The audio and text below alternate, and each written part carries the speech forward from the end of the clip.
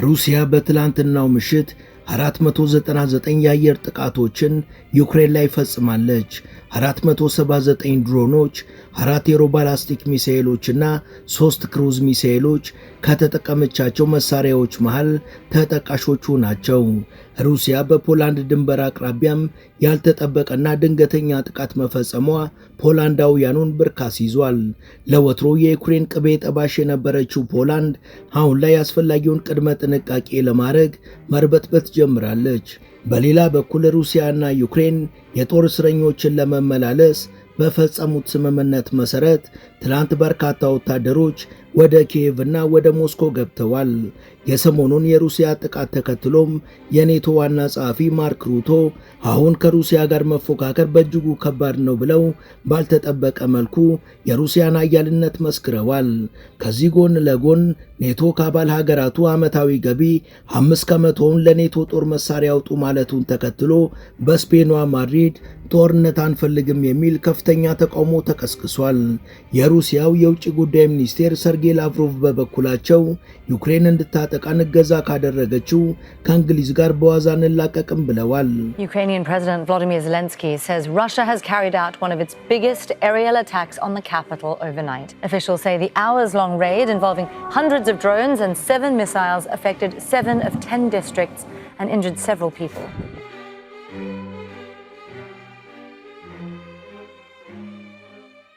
ሰላም በመላው ዓለም የምትገኙ ውድ የመሿለኪያ ቤተሰቦች፣ በዛሬው መሰናዷችን እየተጋጋለ ስለመጣውና ወደነ ፖላንድም ሊዛመት ይችላል ስለተባለው ግጭትና በዛ ዙሪያ ስላሉ ተያያዥ ጉዳዮች እናወጋችኋለን።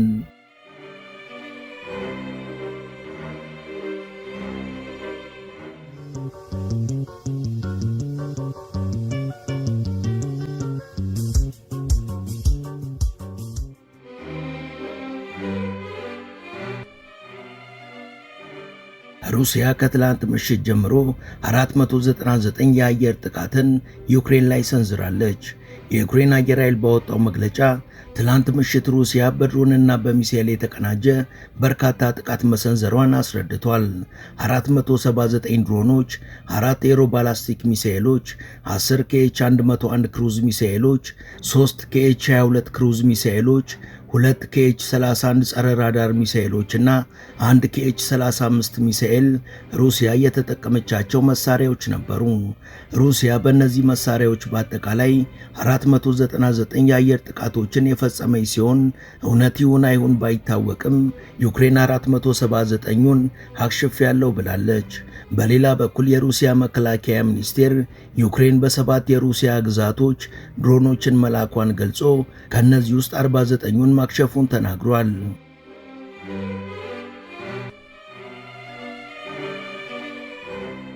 ዩክሬን ከሞስኮ 600 ኪሎ ሜትር ርቀት ላይ በሚገኝ የኤሌክትሮኒክስ ጦር መሳሪያ ፋብሪካ ላይ 2 ድሮኖች የእሳት ቃጠሎ ማድረሳቸውንም አስታውቋል። የዩክሬን አየር ኃይል እንደገለጸው ሩሲያ ባለፉት 12 ሰዓታት ደግሞ 479 ድሮኖችን በመጠቀም በዩክሬን ላይ ትልቁን የድሮን ጥቃት ፈጽማለች። ከድሮኖቹ በተጨማሪ 20 ሚሳኤሎችም ተተኩሰዋል። ከነዚህ ጥቃቶችም ዩክሬን 277 ድሮኖችንና 19 ሚሳኤሎችን መታመጣሏን አስታውቃለች። ሩሲያ የዩክሬን የአየር ማረፊያዎችንም በድሮን መምታቷ ተገልጿል። ሩሲያ በትላንትናው ዕለትም በዋና ከተማዋ ኪየቭ የአየር ጥቃትን ሰንዝራለች።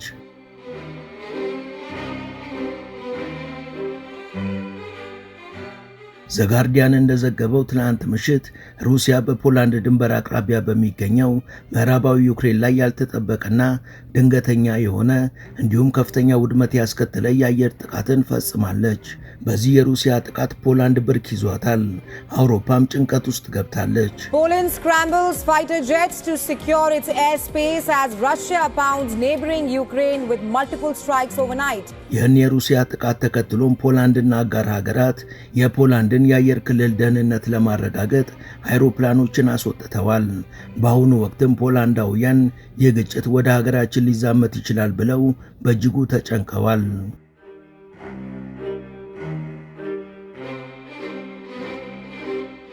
ሩሲያን ካልገጠመን ብለው ለያዥ ለገናሽ ካስቸገሩ ሀገራት መሃል አንዷ ፖላንድ እንደነበረች የሚታወስ ነው።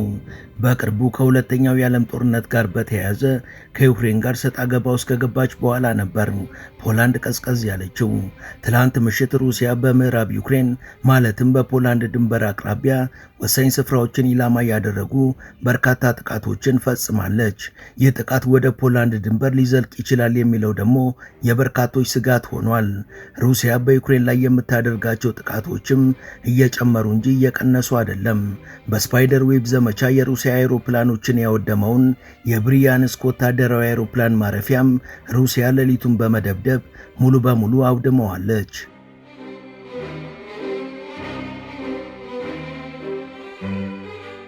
በነገራችን ላይ እስከ ዛሬ ለዩክሬን ከፍተኛ እገዛ ካደረጉ ሀገራት መካከል ፖላንድ አንዷ ናት።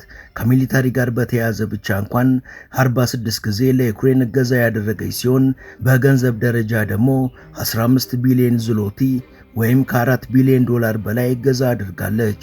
ፖላንድ የሩሲያ ጎረቤት ሆና ሳለ እስከ ዛሬ ከምዕራባውያኑ ጋር በመሆን ሩሲያን በድፍረት ስኮንን መክረሟና ለዩክሬን ያለ ቅጥ እርዳታን እየላከች መዝለቋ በበርካቶች ዘንድ ግርምትን የሚፈጥር ነበር። ድፍረቱን ከየት አመጣችው የሚሉም በርካቶች ነበሩ።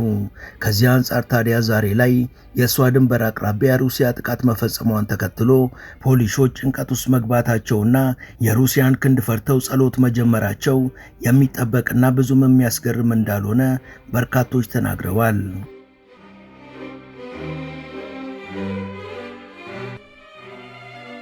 በሌላ በኩል ሩሲያና ዩክሬን እየተታኮሱም ቢሆን የጦር እስረኞችን ለመለዋወጥ በተስማሙት መሰረት እስረኞችን መለዋወጡን ቀጥለዋል።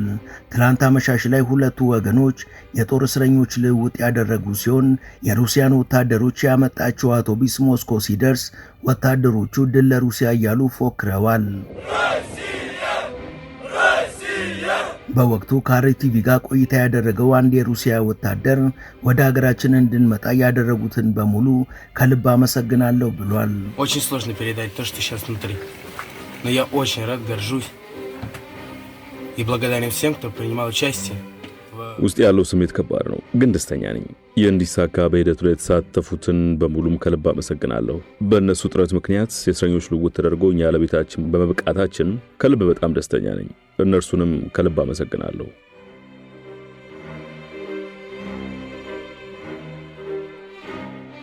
የዩክሬን ወታደሮችን በሩሲያ ተለቀው ኪየቭ ሲገቡ በርካቶች እንባ ተራጭተዋል። በወቅቱም ወታደሮቹ ወደ እናቶቻቸውና ወደ ቤተሰቦቻቸው ደውለዋል። Mom, dearest Mom, thank you for waiting for me, for being there.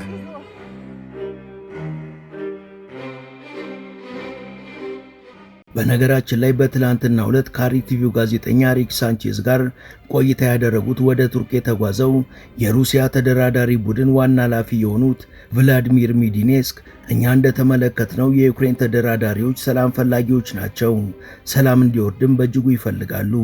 ይህን እንዲያደርጉ ግን አውሮፓ አትፈቅድላቸውም ብለዋል። Вот когда с ними разговариваешь, с членами украинской делегации? When you talk to the members of the Ukrainian delegation without cameras, unofficially, they are decent people. ከካሜራ ውጪ የዩክሬን ተደራዳሪዎችን ስናወራቸው በጣም ጥሩ ሰዎች ናቸው። ከጠበቅነው በላይ ጥሩ ሰዎች ናቸው። ይህን ጦርነትም የማቆም ጽኑ ፍላጎት አላቸው። ግን እነሱ ይህን ፍላጎታቸውን እውን እንዳያደርጉ ትልቁ እንቅፋት የሆነችው አውሮፓ ናት። እነዚህ የአውሮፓ ሀያላን መሪዎች የዩክሬን ሼር ሆልደሮችና ባለቤቶች ነው የሚመስሉት። ዩክሬን ጦርነቱን እንድታቆምም በፍጹም እሺ ብሎ አይፈቅዱም።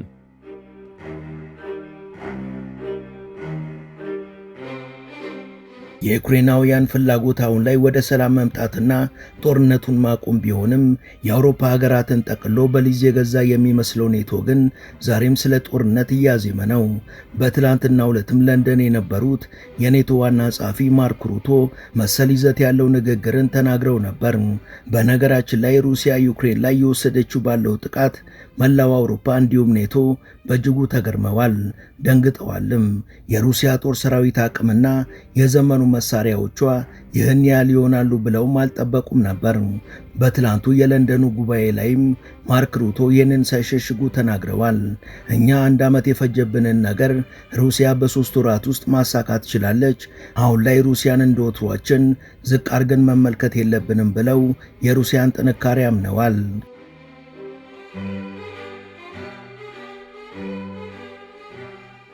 በለንደን ቆይታቸው በሩሲያ የጦር ማሽኖች መገረማቸውን የተናገሩት ማርክ ሩቶ አሁን ላይ ሩሲያ አስተማማኝ የሆነ ጠንካራ ሰራዊትን ገንብታለች ብለዋል። Putin's war machine is speeding up, not slowing down. Russia is reconstituting its forces with Chinese technology and producing more weapons faster than we thought. የፑቲን የጦር ማሽኖች በፍጥነት በሚገባ እየበለጸጉ ነው። ምንም የመቀዛቀዝ ነገር አይታይባቸውም። ሩሲያ ጦሯን ከራሷ ምርቶች ባሻገር በቻይና ቴክኖሎጂ ታግዛ እኛ ካሰብነውና ከምናውቀው በላይ በጦር መሳሪያ ልቃለች። ከአሚኔሽን ጋር በተያያዘ እኛ ለማምረት 1 ዓመት የፈጀብንን ሩሲያ በ3 ወራት ውስጥ ማምረት ትችላለች። የመሳሪያ ፋብሪካዎቿ የማምረት አቅምም ከምናስበው በላይ በጣም ጨምሯል። አሁን ላይ ካለው ተጨባጭ ሁኔታ አንጻርም ከአሁን ጀምሮም እስከ ቀጣይ 5 ዓመታት ድረስ ሩሲያ ብቻዋን ኔቶን የመዋጋት አቅም አላት።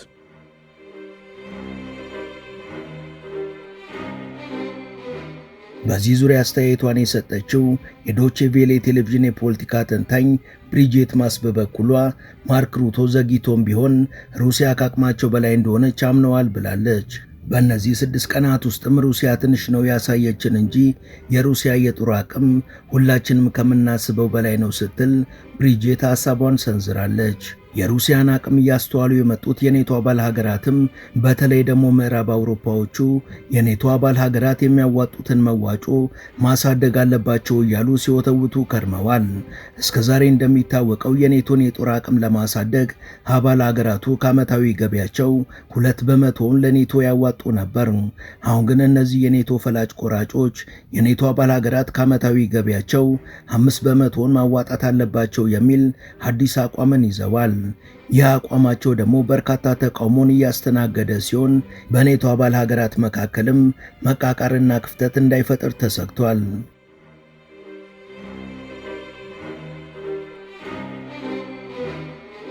ይሄ በፍጹም ያልተጠና ተግባር ነው። የኛ ዓላማ መሆን ያለበት ሰላምን ማስፈን እንጂ ጦርነትን እየፈበረኩ መዋጋት አይደለም የሚሉ በርካታ ድምጾችም ከወደ አባል ሀገራቱ እየተሰሙ ነው። በትናንትናው ዕለትም በስፔኗ ማድሪድ ከተማ በሺዎች የሚቆጠሩ ሰልፈኞች ኔቶ አባል ሀገራቱን ከዓመታዊ ገቢያቸው 5% አዋጡ ማለቱ በፍጹም አግባብ ያልሆነ ተግባር ነው እያሉ ከፍተኛ ተቃውሞን አሰምተዋል። በሺዎች የሚቆጠሩ ሰዎች በተሳተፉበት በዚህ ተቃውሞ ላይ ሰልፈኞቹ ይህን ገንዘብ ለጦርነት ከምታውሉት ይልቅ ለምን ለትምህርት ቤትና ለጤና ተቋማት አታውሉትም?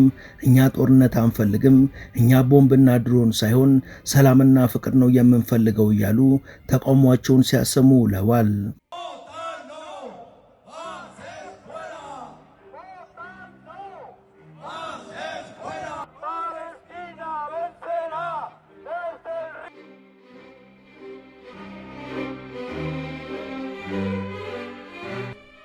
በዚህ የኔቶ አቋም ዙሪያ አስተያየታቸውን የሰጡት የስሎቫኪያው ጠቅላይ ሚኒስትር ሮበርት ፌኮ ይህ የኔቶ አመራሮች ሐሳብ በፍጹም ተቀባይነት የሌለውና ማስተዋል ያልታከለበት ነው ሲሉ አጣጥለውታል።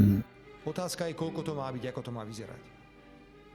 Myslím si, že pre nás, pre Slovensko je najpodstatnejšie to, aby ak aj dôjde k nejakému navýšeniu výdavkov na obranu, አሁን ጥያቄው ነገሮችን በምን መልኩ ነው መጓዝ ያለባቸው የሚለው ነው። እኛ እንደ ስሎቫኪያ ለመከላከያ ሰራዊታችን ያን ያህል ከፍተኛ በጀት የምንመድብ ከሆነ ከዛ ጎን ለጎን ሌሎች ተያያዥ ፕሮጀክቶችንም መገንባትና ማቋቋም እንዳለብን እናምናለን። ከዚህ አንጻር ለጦር ሰራዊት ብለን የሀገራችን ኢኮኖሚ ማዳከም ከገቢያችንም 5% ለኔቶ ጦር መሳሪያ ግዢ አንሰጥም። ይህን መቼም አናደርገውም።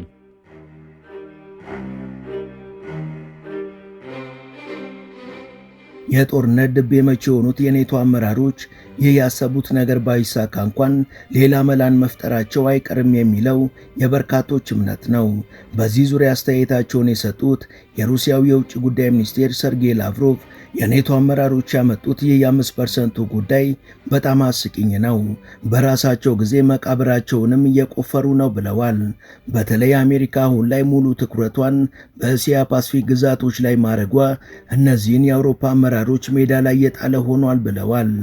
ላቭሮቭ አክለውም አሁን አውሮፓውያኑ ያላቸው ብቸኛ አማራጭ የራሳቸውን ችግርና የራሳቸውን የቤት ሥራ እንደምንም ተፍጨርጭረው ራሳቸው መወጣት ነው ብለዋል።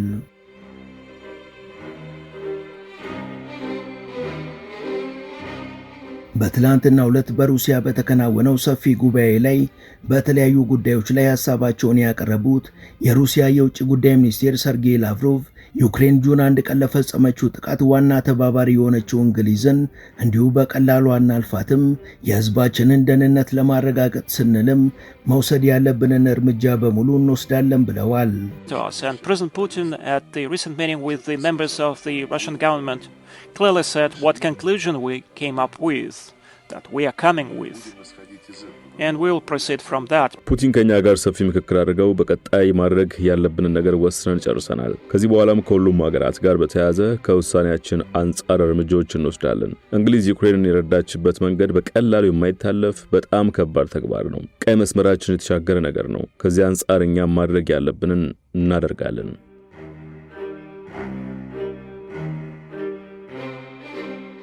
በሰሞኑን የዩክሬን ድርጊት ዙሪያ አስተያየታቸውን የሰጡት የሩሲያ ሴኪዩሪቲ ካውንስል ሊቀመንበሩ ዲሚትሪ ሜድቬዴቭ በበኩላቸው የሰላም ስምምነቱ ላይ ለነበርነው ለእኛም ለነሱም የሚጠቅሙ ነገሮችን ችላ ብለው ያንን ጥቃት ስለፈጸሙ ከኛ የሚጠበቀው ነገር የሚፈልጉትን ጦርነት እስኪበቃቸው ድረስ መስጠት ነው ብለዋል።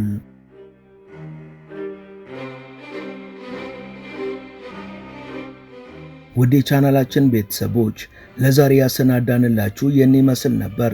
እስከ ዝግጅታችን ፍጻሜ አብራችሁን ስለነበራችሁ ከልብ እናመሰግናለን። በቀጣይ ቢሰሩ የምትሏቸውን ርዕሰ ጉዳዮች ብትጠቁሙን ደስ ብሎን እንቀበላለን። ቻናላችንን ላይክና ሰብስክራይብ ማድረግ አትርሱ እያልን ለዛሬ በዚሁ ተሰናበትን። መልካም ጊዜ።